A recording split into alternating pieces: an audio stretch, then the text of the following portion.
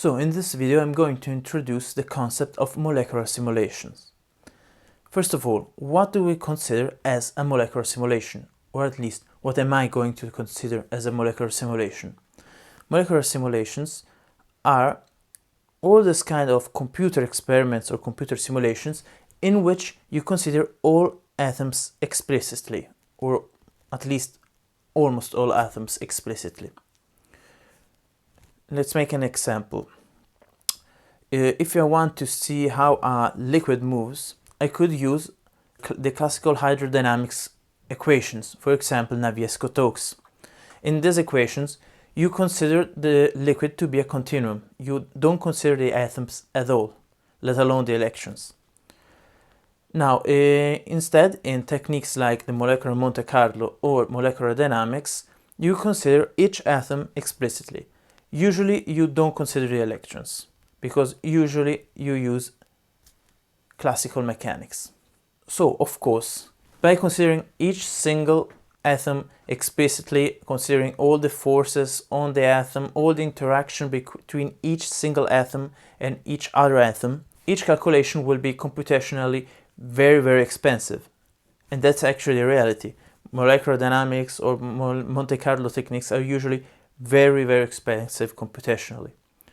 They can be made more affordable using highly parallel computers like HPC clusters, but it's still a problem.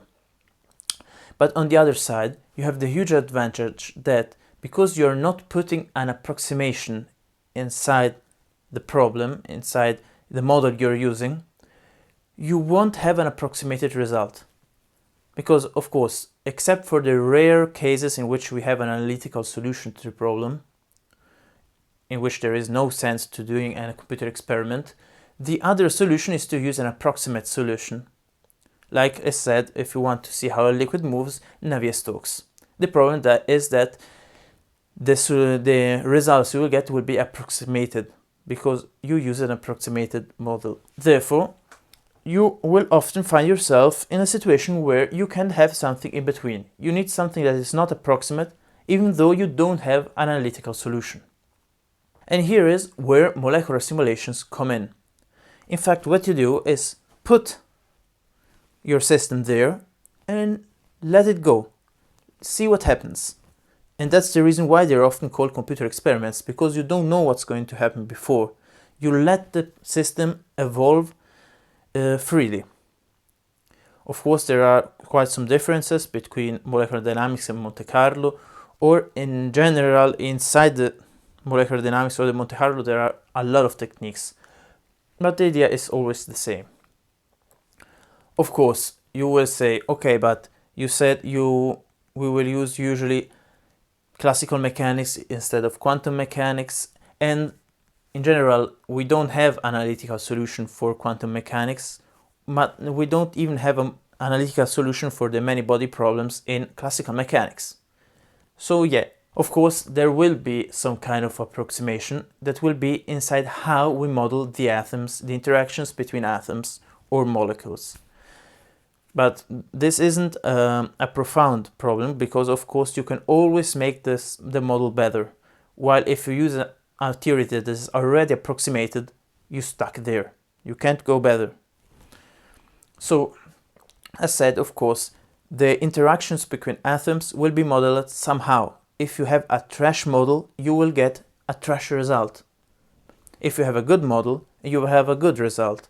And as always, when you do something computational, the computer will give you the answer to the question you gave it. So if you gave the wrong question, you will get the right answer to the wrong question. So you always have to pay attention using the right model, letting the system evolve in the right way and calculating the right things. Of course, that's not easy and it's not always possible.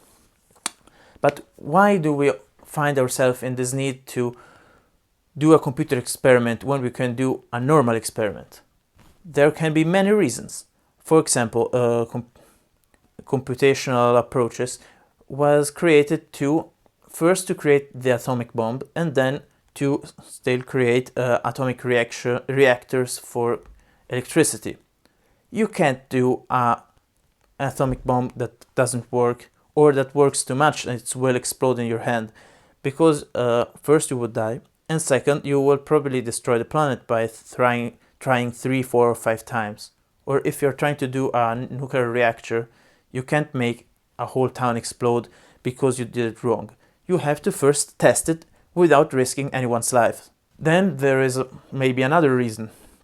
If you want to do something at very high temperatures and very high pressures, it can be very difficult, very expensive, or even impossible to do it experimentally. While in a computer, you only have to change a number. It won't take fire, it won't burst, nothing will happen.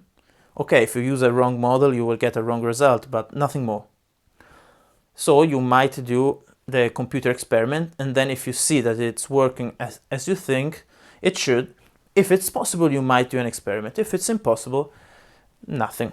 For example, I know that astrophysicists use a lot of computational calculations to see how stars and other astronomical things behave and interact, and there is no other way. You can't do an experiment with your small galaxy inside a laboratory. Then there is, I half said it, the cost part. You might be able to do the experiment, but you might not be willing to pay for it.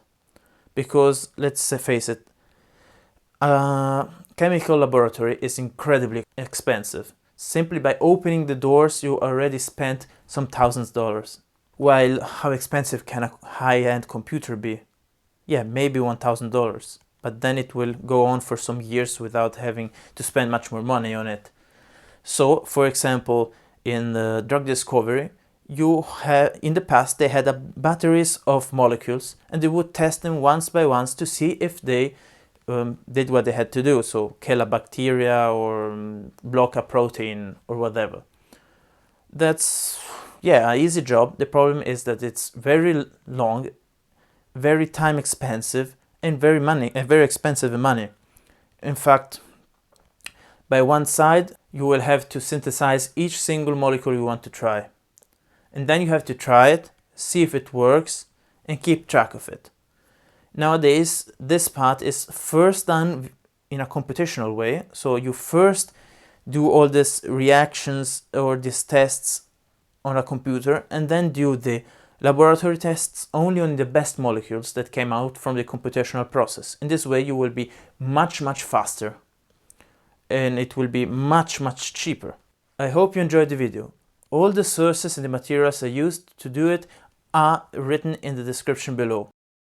And here is some more content for you. But wait, don't click on it yet. First, remember to leave a feedback in the comments section to let me know what you think about it. Like, subscribe, follow me on social media, links in the description. And if you would like to support the channel, consider to donate on Patreon. Again, link in the description below. See you next time. I'm Maurice Karnbrook for the Computational Chemist.